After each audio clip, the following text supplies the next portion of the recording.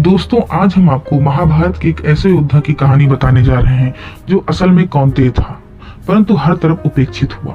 और वह बहुत ही पराक्रमी, महान धनुर्धर एवं दानवीर था, परंतु आजीवन माँ के प्यार और सम्मान के लिए तरसता रहा। जी हाँ, कर्ण।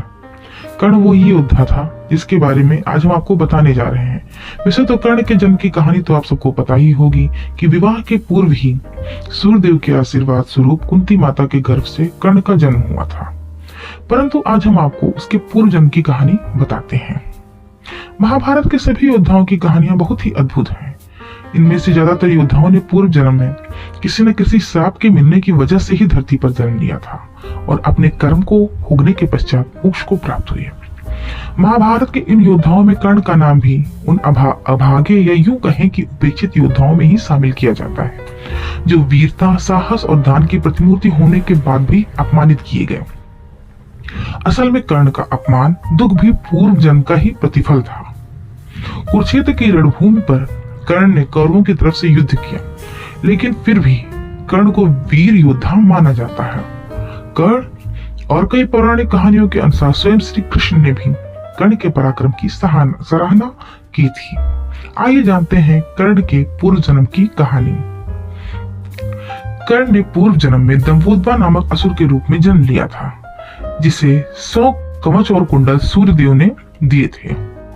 दंभोदवा असुर को सूर्यदेव ने वरदान दिया था कि जो इन कवच कुंडल को तोड़ेगा उसकी मृत्यु हो जाएगी। साथ ही जो मनुष्य 1000 साल तक तपस्या करेगा वो ही 1000 वर्ष की तपस्या के बल पर एक कवच को तोड़ पाएगा। इसलिए बड़े बड़े योद्धा भी दंभोदवा असुर का सामना नहीं कर पाते थे। इसी कारण इस असुर को अपनी शक्तियों का अहंकार हो गया। दंभोदवा लोगों पर अत्याचार करने लगा। तब सभी लोग सहायता प्राप्त करने के लिए नर नारायण ऋषियों के पास गए। असल में नर नारायण अर्जुन और श्री कृष्ण के अंशावतार थे। दंभोदवा को एक और वरदान प्राप्त था, जिसके अनुसार दंभोदवा असुर उसी मनुष्य के हाथों मारा जा सकता है जिसने 1000 वर्षों तक तपस्या की हो।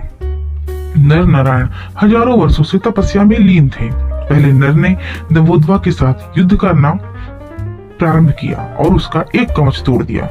इसके पश्चात कवच को तोड़ते ही नर की मृत्यु हो गई। इसके बाद नारायण ने अपने तपोबल से नर को जीवित किया।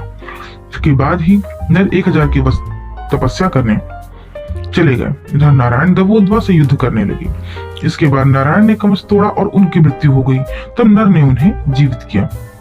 इस तरह नर नारायण बारी बारी से दंभोदवा से युद्ध करते और फिर उनकी मृत्यु हो जाती, लेकिन दोनों एक दूसरे को जिंदा करते रहते। इस तरह यह क्रम चलता रहा और दंभोदवा असुर के 99 कवच टूट गए। जब दंभोदवा के 99 कवच टूट गए तो दंभोदवा बुरी तरह से डर गया और उसने अपने बचाव के लिए सूर्यदेव की शरण ली। सूर्यदेव ने दंभोदवा को कवच दिए थे, इसलिए उसकी रक्षा करने हेतु सूर्यदेव ने दंभोदवा की सहायता की। नर नारायण सूर्यदेव के पास पहुंचे और दंभोदवा को ललकारने लगे, लेकिन सूर्यदेव ने दंभोदवा को छुपाए रखा।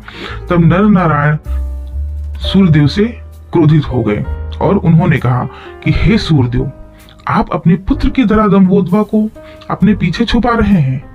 इसलिए अगले जन्म में आपके तेज से दंभोदवा का जन्म आपके पुत्र के रूप में ही होगा और वह कवच और कुंडल लेकर भी जीवित नहीं बच पाएगा। हम इसे मारने के लिए फिर भी अगला जन्म लेंगे। पूर्व जन्म के कर्मों के कारण ही दंभोदवा का जन्म कर्ण के रूप में हुआ। इस जन्म में कर्ण ने कवच कुंडल के साथ जन्म लिया था।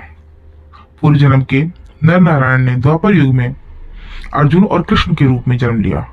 कृष्ण कर्ण की मृत्यु के रहस्य को जानते थे, इसीलिए उन्होंने इंद्रदेव को एक ऋषि का वेश बनाकर कर्ण के गंगा स्नान के तुरंत बाद उसके सामने जाने के लिए कहा और दान में उसका कवच और कुंडल मांगने के लिए कहा था। इंद्रदेव ने ऐसा ही किया। इस तरह कवच कुंडल के चले जाने से कर्ण की शक्तियां आधी रह गईं और उसे मार पाना आसान हो गया था। कुरुक्षेत्र की रणभूमि पर नारायण के रूप में कृष्ण ने शस्त्र नहीं उठाए, लेकिन नर के रूप में अर्जुन का मार्गदर्शन करते रहे। कर्ण की मृत्यु का मार्ग बता दिया। इस तरह कर्ण अर्जुन के हाथों निहत्था मारा गया और इसी के साथ कर्ण के पूर्व जन्म का श्राप भी पूरा हो गया। अंत में वह मोक्ष को प्राप्त हुआ। धन्यवाद।